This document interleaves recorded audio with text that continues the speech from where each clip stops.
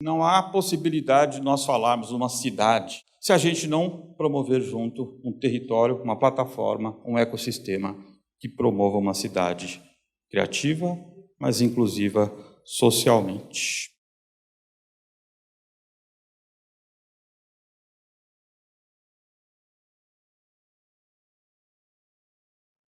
Para ter uma referência, senhores e senhoras, meninas e meninos, São Paulo, 9 assassinatos por 100 mil habitantes. Essa é a época de Pablo, 369. Em 2002, 175. Em 2014, 29. É o Rio de Janeiro hoje. Infelizmente para o Rio, né? Está com 20. Orquideorama, design, arquitetura, inclusão social. É esse lugar. A Paula vai falar, eu não vou falar de Medellín inovadora, La Ruta N, nada disso. Eu vou falar de urbanismo social. Essa é a minha pauta hoje. Cidades criativas e mais inclusivas. Incrível, né? A cidade de Pablo Escobar, em menos de 30 anos, recebe constantemente prêmios de ser a mais inovadora da América Latina e, às vezes, do planeta. Unbelievable. Tripé. Educação. Com 40% da destinação de financiamento do orçamento público municipal, cultura e urbanismo. Uma série de ações e acontecimentos, como as uvas, isso aí é uma uva, uma unidade de vida articulada, né? Feito no alto dos morros, onde viviam as comunidades dominadas sem a presença do Estado, mas pelo narcos de Pablo, sobre uma infraestrutura urbana, os reservatórios de água. São equipamentos que funcionam 24 horas, 365 dias, 7 dias na semana. Assim como as uvas, nós temos os parques, as bibliotecas parque, tudo isso, as unidades que ela vai mostrar depois, que vieram depois de inovação, mas tudo isso, gente, dentro de uma estratégia, de uma reinvenção de uma cidade, com políticas públicas intersetoriais e territorializadas, para pegar a palavra inicial do meu xará. Carlos, o território, né? Nós vivemos num país que quase 90% da população vive na cidade, é um dos mais urbanizados do planeta, né? Tudo que nós fazemos, deveríamos, a plateia aqui é de políticos, me dá muito prazer falar, tem que ser integrado e territorializado no uso do território, né? Bogotá, para mim, eu estudo Bogotá e Medellín há 10 anos, já estive lá várias vezes, estive com o Sérgio Fajardo, que é o prefeito que deu essa virada, né? O Sérgio era um acadêmico, e no início de 2003, depois tivemos uma continuidade da sua gestão com um dos seus secretários, e depois mais uma, e depois os partidos mudaram, estive agora com o Federico Gutierrez, atual prefeito, mesmo sendo de outras linhas e outras correntes político-partidárias, a essência das políticas urbanas de inclusão social na cidade de Medellín continuam. O urbanismo social do Sérgio Fajardo, o slogan, o brand, mudou. Gutierrez não usa mais. Mas a essência da inclusão socioterritorial continua. Continuidade das políticas públicas integradas nesse tripé, gente. Isso aqui é a gestão do prefeito Fernando Haddad, meu amigo pessoal. Eu sou um técnico urbanista, parênteses, não sou filiado a nenhum partido, mas sou amigo pessoal do Haddad. Muito inspirada no que foi feito em Medellín. Esses aqui são os Fab Labs. Nas áreas mais carentes da cidade, inauguradas unidades de capacitação para jovens pobres nas áreas mapeadas de maior vulnerabilidade social. Atenção, isso é política pública, gente. Integrando educação, inovação, urbanismo, social, mapeamento georreferenciado, quais são os territórios de maior vulnerabilidade social. É lá que nós vamos promover os Lab Labs, né? É aqui, olha, em São Miguel Paulista, uma das áreas mais distantes e periféricas da cidade de 2 milhões de habitantes e 1.500 quilômetros quadrados, que saíram uma das mais interessantes e promissoras inovações vindas dessa incubadora de inovação, que é o Mobilab, outra das iniciativas da gestão Haddad.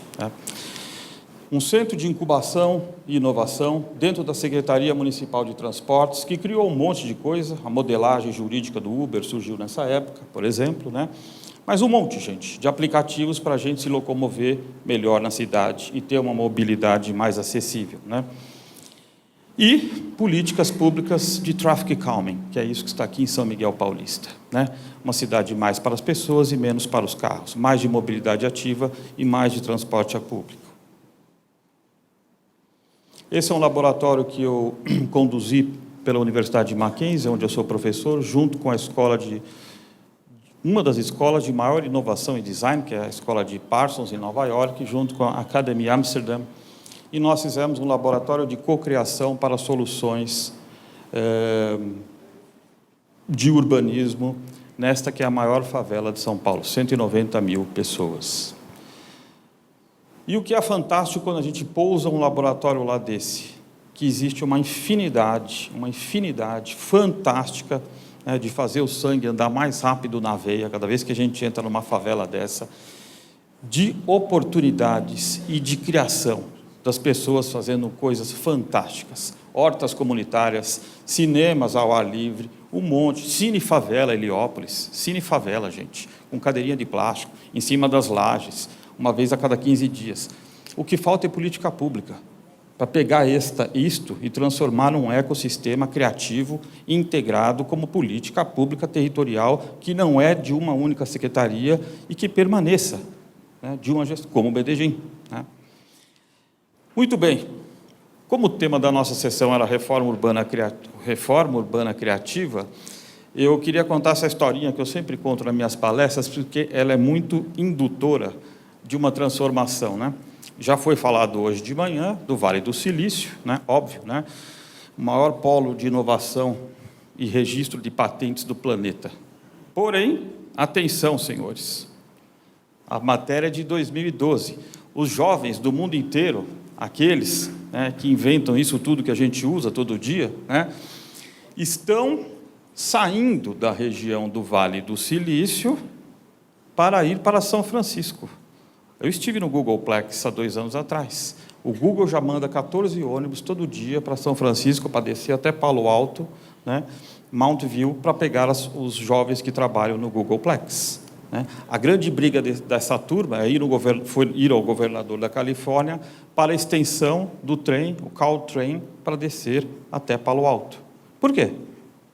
Porque eles não querem viver em Palo Alto, cidades de subúrbio, ricas, americanas, monofuncionais, só se mora e todo mundo anda de carro.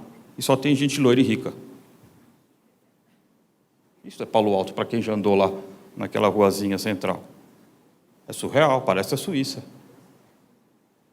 Esses carinhas estão indo viver nos lugares que eram pobres, desativados e que estão se reinventando na área do mercado de São Francisco, encontrando gente gay, pobre, preto, tudo que São Francisco tem. E Palo Alto não tem. Andando de transporte público, andando na rua, nos pubs, nos restaurantes. Concentração de diversidade, de rendas, de pessoas, de talentos, de tudo. Isto São Francisco tem. Portanto, quando a gente fala de ecossistema criativo, existe uma plataforma, que é o território, que é a cidade, que tem que estar propícia para isso, e é do século XXI. Eu diria que Palo Alto é a cidade do século XX. American Suburbs. Muito bem. Mas a gente, no Brasil, herdou isso aqui, Olha a tragédia. Rapidinho. Minha casa, minha vida, longe de tudo. Como se as pessoas pudessem morar. Isso é uma das boas, Essa é do México, onde foi copiada. Isso, Cidades muradas, onde nós, as classes médias, vivemos, Isso, Inacreditável, Isso aqui é São Paulo, Morumbi de um lado, Paraisópolis de outro, mas são as nossas cidades, né? São Paulo tem um déficit habitacional de 500 mil famílias, quase 2.600.000 pessoas. O Brasil tem um déficit habitacional de moradia digna, gente. 6 milhões de pessoas não têm onde morar. Isso é uma herança maldita que precisa ser superada, urgentemente. Não há ecossistema criativo que não possa, que conviva com isso. Muito bem, esse foi um dos meus estudos do meu doutorado em 2002, né? Assim como foi o Porto Digital, que foi mostrado aqui de manhã, né? Muito bem, a reinvenção de um antigo bairro industrial, Poblenou, num território de emergência, de inovação e criatividade. Mas esta pequena operação urbana, e isto aqui é uma operação urbana consorciada, instrumento urbanístico, que está no nosso Estatuto da Cidade, aprovado em 2001, né? Nada mais do que isso, simples, né? Para transformar uma antiga ferrovia nisto, num parque. 3,7 milhões de visitantes por ano. Já é a 11ª maior atração turística do planeta. Tipo assim, Muralhas da China, Torre Eiffel, Highline. E embaixo dele, o que é que aconteceu depois? Uma reinvenção não projetada, em princípio, que veio de baixo, né? Hoje, na área que era dos mercados, né, lá embaixo, está aparecendo todo um novo mundo de design, de fashion. Assim, ó. É espontâneo? Não. A linha apareceu. O lugar se reinventou, né? E como eu já falei há pouco, né, isso aqui é a favela do Cantinho do Céu, zona sul de São Paulo, 32 quilômetros do centro. Urbanização de favela, do meu colega Marcos Boldarini, além de dar habitação, olha o que ele fez. Atividades à noite, cinema, é isso, né, gente? Que é fazer uma inclusão social com inovação e criatividade hoje, numa favela. Não basta entregar a moradia. Minha Casa Minha Vida é isso, né? Longe de tudo, onde não tem cidade, né? Resolve um problema, checklist, né? Déficit habitacional diminuindo, sim, importante. Porém, fez cidade? Não, uma tragédia, né? Isto aqui foi em março de 2017, eu e o prefeito Geraldo Júlio, PSB, a quem eu faço uma homenagem aqui hoje, pena que ele não esteja aqui, deve estar trabalhando bastante, né?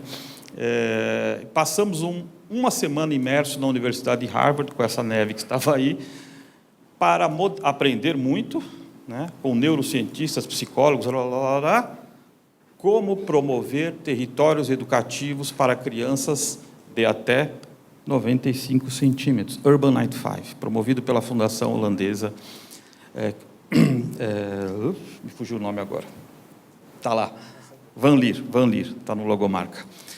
Por quê, gente? Como disse já a Cainha, da neuroplasticidade de quando a gente é criança, né?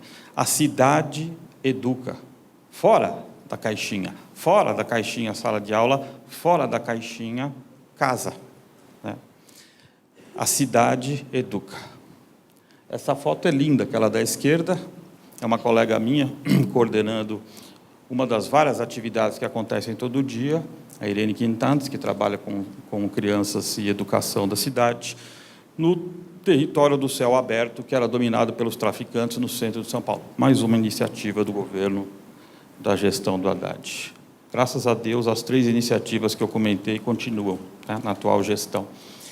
Isto é o Porto Digital, já comentei, aí está o governador Geraldo Júlio. E eu queria finalizar, gente, colocando algumas inquietações, algumas provocações para a gente. Eu fui gestor público, né? Eu estou puxando aqui um pouco a brasa aqui para a questão pública, né?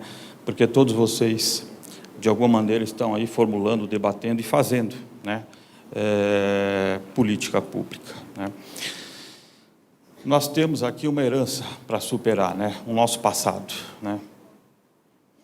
E é possível, né? Essas iniciativas que vão pipocando aqui e acolá, nós não temos nenhuma Medellín, infelizmente, né? Com essa continuidade fantástica de transformação, com várias gestões. Essa é uma das nossas malditas heranças, né? Como se diz lá em Bogotá, uma vez eu ouvi do Henrique Peñalosa, que voltou a ser prefeito de novo. Carlos, sabe qual é esse problema? Em Latinoamérica, Cada prefeito que chega fala, eu não quero cuidar do filho do outro, eu quero ter o meu filho. É um desastre, né? Você joga fora, né, programas, políticas públicas, ações interessantes, de continuidade, em tudo isso que nós estamos falando desde ontem à noite, seja no viés aqui da Lígia e da economia, da mudança, né, do paradigma da economia, seja no meu viés da promoção do urbanismo mais inclusivo, essas coisas não acontecem assim numa gestão, em 4 anos, isso é surreal, né? Essas coisas são ações de Estado, né? São ações que têm que ter continuidade, né? Mas a gente precisa promover cidades mais inclusivas e criativas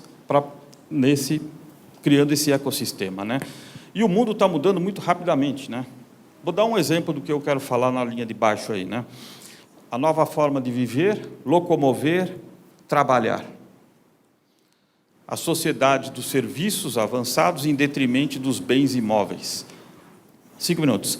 A cada ano que passa, um jovem americano que chega nos 16 ou 18, conforme o estado que ele vive nos Estados Unidos, nem tira a carta e nem compra carro.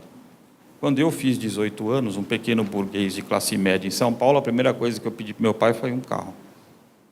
Minha filha tem 23, nunca me pediu carro e nem tem carta. E leva 1h30 para ir da onde eu moro, em Genópolis, até a Universidade de São Paulo, onde ela faz linguística. Não passa na cabeça dela ter carro. Um dos principais incorporadores de São Paulo hoje, o jovem Alexandre Frankel, está falando, eu vou ganhar dinheiro daqui a pouco prestando serviços e não vendendo metros quadrados. É a era do compartilhamento, gente, né? Como que nós deveríamos pensar em resolver o déficit habitacional que demorará décadas, por exemplo, se continuarmos fazendo Minhas Casas, Minhas Vidas e programas de dar habitação para as pessoas? E por que que o Minha Casa, Minha Vida é ruim? Porque é onde acha terreiro barato, que é longe, onde não tem cidade, onde não tem urbanidade. Demorar mais de 90 anos, se houver continuidade, hein? Com a tragédia que estamos vivendo agora nesses 3 meses, nunca mais, né? Bota a década nisso, né? Deveríamos pensar em locação social, voltar a pensar em políticas públicas de locação social. Em São Paulo nós tivemos um programa incipiente na década de 90 que foi morrendo. É muito mais interessante, é muito mais rápido, né? E tem a ver com o século XXI. As pessoas não devem se imobilizar. Isso tem a ver com o Alexandre Frankel vendendo serviços em apartamentos compactos, mas com tudo que a pessoa precisa, e isso deveria ter a ver com política de atender a habitação social, né? E isso é inovação. E isso é promover uma cidade mais criativa, inovadora e inclusiva, né? Por fim, gente, eu queria dizer o seguinte, não há possibilidade de nós falarmos de uma cidade, né? Rio de Janeiro, São Paulo, Salvador, Recife, né? Estou falando das grandes metrópoles brasileiras, né? Onde esses problemas de falta de mobilidade, de moradia digna, etc., etc., etc., são tão dramáticos, né? Se a gente não promover junto um território, uma plataforma, um ecossistema que promova uma cidade criativa, mas inclusiva socialmente. Obrigado pela atenção. Obrigado, Carlos Leite.